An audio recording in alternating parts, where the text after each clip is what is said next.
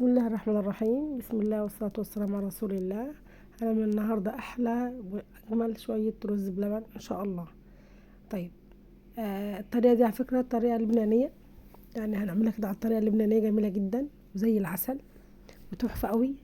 طب هنقول بسم الله الرحمن الرحيم. المكونات بتاعتي أنا هنا جبت حلة على النار. طيب، معايا 4 كوبايات من المية زي ما انتوا شايفين، أنا بعاير قدام منكم.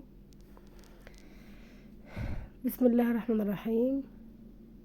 وهجيب كوباية من الرز ده مصري مغسول مرة واحدة،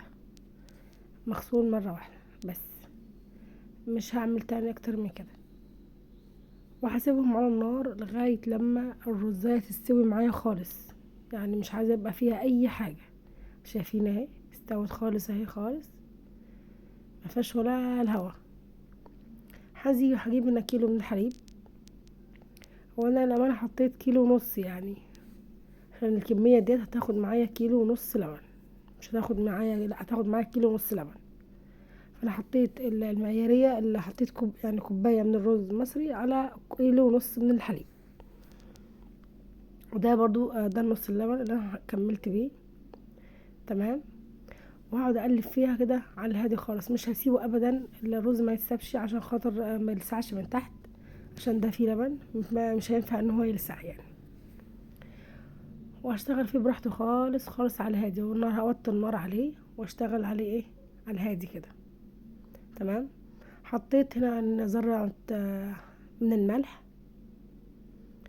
وحطيت برضو سكر، نص كوباية من السكر، احنا مش بنحبه مسكر. ودي كوباية قشطة زي ما انتوا شايفين ديت، قشطة اللي هي العادية، مش قشطة، لا قشطة بلدي ولا قشطة، لا ده قشطة عادية. تمام، من السوبر ماركت. هنزلها كلها. هو ده اللي بيديها القوام والمطة بتاعت المحلات، حلوة جدا وتحفة بجد، طعمها يعني غير عادي. وهجيب برضك مكون، هجيب برضك هحط عليها نشا وقشطة بودر و... وكريم شانتيه برضو. ده كانت بواقي من العلب برضك، نزلتها كلها زي ما انتوا شايفين كده. شايفين ان الحواف بتاعه الحله كلها ما شاء الله اللبن اصلا بخيره. يعني انا جايبه اللبن اللي هو فيتامين من اللبان. ده نص كوبايه من السكر، انا ما كترتش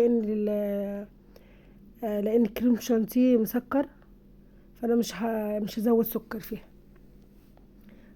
تمام. ده بالسكر حلو قوي، حلو جدا زي ما انتوا شايفين اللبن عامل ازاي.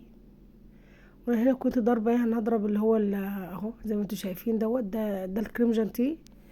وكنت حاطه بالظبط يعني معلقتين كريم جانتيه اللي هو بسكر، ومعلقه معلقتين من القشطه، او كريمه لباني بودر. ومعلقتين بالظبط، معلقتين ناقصين، يعني مش هرميين، لا مش ملالين قوي، اللي هو نشا. دول دوبتهم في بوله زي ما انتوا شفتهم، وانا نزلتهم. شايفين قوام اللبن من غير حتى ما يقعد تقيل جدا وزي العسل. هنا هجيب بوله البلاد بتاعتي. يبقى انا كده المكونات بتاعتي معلقتين من الكريم شانتيه، ومعلقتين كريمه بودر، كريمه لباني بودر، ومعلقتين من النشا على كيلو ونص من الحليب، وكوبايه من الرز المصري. تمام. طيب ايه تاني؟ ونص كوبايه من السكر ده اختياري على حسب الرغبه. وعلبه القشطه بتاعتي، ما حطيتش اكتر من كده في الرز بلبن بتاعي. تمام. شايفين الرز بلبن اساسا من قبل ما حتى يعني يتحق ويبات ولا يقعد تقيل ازاي، وحلو جدا وطعمه تحفه بصراحه. شايفين الدسامه بتاعته عامله ازاي على الحواف بتاعته، دسم جدا وحلو جدا زي العسل. شايفين بيعلم ازاي في البوله قبل حتى ما نحطه. الكميه دي انا جابت لي 10 اطباق بصراحه، 10 فخار و10 وقصدي 5 فخار و5 ازاز.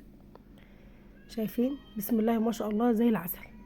شايفين قاع الحله، يعني ولا فيها حاجه لازقه ولا اي حاجه، اللهم بارك، جميله جدا. شايفين الجمال. الحله زي انا بوريكم الحله، شايفين اهي، ولا في حاجه لازقه ولا اي حاجه. وده كان نهايه الفيديو بتاعي. يا رب لو عجبكم ما تنسوش في الاشتراك واللايك، وجربوا الوصفه ان شاء الله هتعجبكم جدا. شايفين الوش مكشكش ازاي؟ انا كنت عامله ده الشكل يعني، ده النهائي، بس انا كنت عامله بصراحه طول 10 اطباق يعني. يا رب يعجبك الفيديو، ما تنسيش تشتركي في القناه وتفعلي زر الجرس عشان يوصلك كل جديد. اشوفكم على خير فيديو جديد ان شاء الله. السلام عليكم ورحمه الله وبركاته.